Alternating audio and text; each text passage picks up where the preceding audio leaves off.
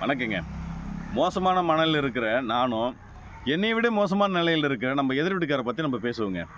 நம்ம வீடு கட்ட போவோம். வீடு கட்டி எல்லா வேலையும் ப்ராசஸ் முடிச்சிருக்கோம். கொத்தனார், சித்தாள், மேஸ்திரி, கட்டட பில்டிங் உண்டான எல்லா கட்டிட பொருட்களும் வந்துட்டுருக்கோம். ஒரு கல்லை ஊன்றதுக்கு கடகால் எடுக்கிறதுக்கு நான் ரெடி பண்ணுவோம். நிறுத்துங்கன்னு ஒரு குரல் கேட்கும். யாருன்னு திரும்பி பார்த்தா நம்ம பக்கத்து வீட்டுக்காரரு. திரும்பி என்னங்கன்னு கேட்டால், இல்லை நிலத்தை நீங்கள் அளந்துட்டு கட்டுங்கன்றாரு. எல்லாம் அளந்து கிளந்து ஸ்டிக்லாம் போட்டு குச்சி போட்டு கும்பலாக அடித்து பிற்பாடு நிறுத்துன்றீங்களே என்னங்கன்னு கேட்டால், இல்லை அளந்தவங்க உங்களுக்கு சாதகமாக பண்ணிட்டாங்க அப்படின்னு சொல்லுவார்.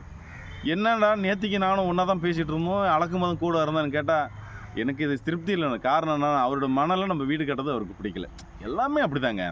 வீடு கட்டுறது, தொழில் பண்ணுறது, கல்யாணம் பண்ணுறது எல்லாருக்கும் ஒரு கசப்பான அனுபவத்தை கொடுக்குது. பொறாமையில் நீங்களும் சரி நானும் சரி எல்லாரும் அப்படி தான் மாட்டிக்கிறோம். நல்ல உள்ளங்கள்ன்றது பெஸ்ட்டுன்னு யாரையும் சொல்ல முடியாதுங்க. எல்லாம் பெட்டர். இவரோட ஒரு பரவாயில்ல, அவரோட ஒரு பரவாயில்லன்னு சொல்லணும்.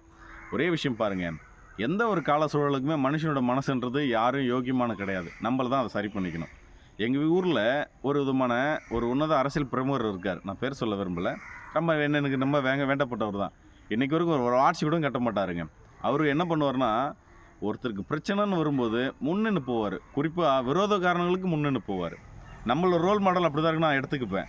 சின்ன வயசுலேருந்து பெரிய வயசு வரைக்கும் நம்ம எல்லாரும் அப்படி தாங்க. நம்ம பக்கத்து வீட்டுக்கார ஒரு பிரச்சனைனா, யாரோ ஒருத்தருக்கு நம்ம வீட்டுக்கு அங்கே சண்டைக்கு வந்துட்டாங்கன்னா, நான் இருக்கும்போது நீ யாரான்னு கேட்கக்கூடாது. ஏன்னா அடிக்கிறதுக்கு இல்லை, பிரச்சனைக்கு நான் முன்னணி போவோன்ற எண்ணம் இருக்கணும். அப்போ தான் அவருக்கு நம்ம மேலே கசப்பான அனுபவங்கள் வராது. ஒரு பிரச்சனைகளுக்கு நீங்கள் தலையிட்டு அதை சுமூகப்படுத்தி பாருங்களேன், உங்கள் மேலே நல்ல அபிப்பிராயம் வந்துடும். எல்லாருமே அப்படி தாங்க. நம்ம சுற்றி இருக்கிறவங்களுக்கு கசப்பான அனுபவம் நம்ம உருவாக்குறத விட, அவருக்கு நமக்கு பிடிக்கலனா கூட பரவாயில்ல, அவருக்கு பிடிச்ச மாதிரி நம்ம ஒரு சில விஷயங்கள் பாதுகாப்போம். என்றைக்கும் மகிழ்ச்சியாக வாழலாங்க. நன்றிங்க.